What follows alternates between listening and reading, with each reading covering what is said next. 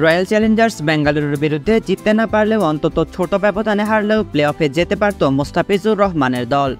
অর্থাৎ সমীকরণটি ছিল 219 রানের লক্ষ্যে 211 রান করতে পারলেও প্লে অফে যেতে পারত চেন্নাই।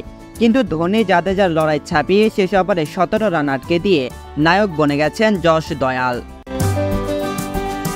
এবারের আসরে চেন্নাই শুরুটাই অবশ্য হয়েছে হতাশাজনকভাবে। আসরের শুরু থেকে চোট সমস্যা লেগেই ছিল চেন্নাইয়ের। ওপেনার ডেভন কনওয়ে চোটের কারণে খেলতে পারেননি। শুরু থেকে খেলা হয়নি পেসার মাথিসা পাথিরানার। তার বদলে সুযোগ পাওয়া বাংলাদেশের মোস্তাফিজুর রহমান বেশ ভালো করতে থাকলেও আইপিএলের মাঝপথে দেশে ফিরতে হয়েছে তাকে। পরে চোটের কারণে দেশে ফিরে যান পাথিরানাও। সব মিলিয়ে বেশ ঝামেলার মধ্যেই ছিল চেন্নাই। কিন্তু শেষের দিকে পাথিরানা আর মোস্তাফিজের অভাব কাটিয়ে উঠতে পারেনি দলটি। কারণ গুরুত্বপূর্ণ ম্যাচে আরসিবির ব্যাটাররা চেন্নাইয়ের পেসারদের তুলোধুনো করেছে। স্বভাবতই এমন বিদায়ের পর মোস্তাফিজকে মিস করার কথা জানিয়েছেন দলের অধিনায়ক ঋতুরাজ গাইকোয়াড।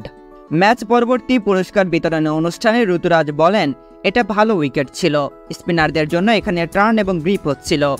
লক্ষ্য নিয়ে আমরা বেশ হ্যাপি ছিলাম, কিন্তু শেষ পর্যন্ত আমরা হিসাব মেলাতে পারিনি। চোট এবং কনওয়ের না থাকে অনেক পার্থক্য করে দিয়েছে। প্রথম ম্যাচ থেকে চ্যালেঞ্জ ছিল। পাথিরানা চোটে ছিল, আমরা ফিজকেও মিস করেছি। যখন আপনার চোট সমস্যা থাকবে তখন দলের ভারসাম্য ধরে রাখা কঠিন হবে। উল্লেখ্য, আইপিএলের সবচেয়ে আকর্ষণীয় লড়াই হিসেবে অভিহিত করা হচ্ছিল চেন্নাই সুপার কিংস ও রয়্যাল চ্যালেঞ্জার্স বেঙ্গালুরুর ম্যাচকে। ঠিক তাই হলো। ম্যাচের পরতে পরতে ছিল উত্তেজনা। শেষ পর্যন্ত ডিফেন্ডিং চ্যাম্পিয়ন চেন্নাইকে বিদায় করে প্লে অফ নিশ্চিত করেছে বেঙ্গালুরু।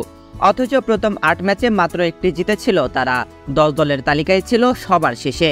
টানা 6 হারের পর বেঙ্গালুরু উঠতে থাকা সানরাইজার্স হায়দ্রাবাদকে হারিয়ে সেই যে ঘুরে দাঁড়ালো। এরপর শনিবার তারা 6ষ্ঠ ম্যাচ জিতে তারা নিশ্চিত করল পরের পর্ব। জিততে 219 রান করতে হতো চেন্নাই সুপার কিংসকে, কিন্তু হেরেও বেঙ্গালুরুকে টপকে প্লে অফ নিশ্চিত করার সুযোগ ছিল তাদের সামনে। এজন্য 201 রান করলেই হতো। রাচিন রবীন্দ্রর দুর্দান্ত ব্যাটিংয়ে সেই চ্যালেঞ্জ সহজ হয়ে উঠেছিল। কিন্তু তার বিদায়ের পর ম্যাচের নিয়ন্ত্রণ হারালেও চেন্নাই ঘুরে দাঁড়ায় মহেন্দ্র সিং ধোনি ও রবীন্দ্র জাদেজার ব্যাটে। তাদের পার্টনারশিপে শেষ ওভারের দ্বিতীয় বল পর্যন্ত বুক কেঁপেছিল বেঙ্গালুরুর। তবে জয় হয়েছে তাদেরই। 7 উইকেটে 191 রান করে চেন্নাই, 27 রানে জেতে বেঙ্গালুরু।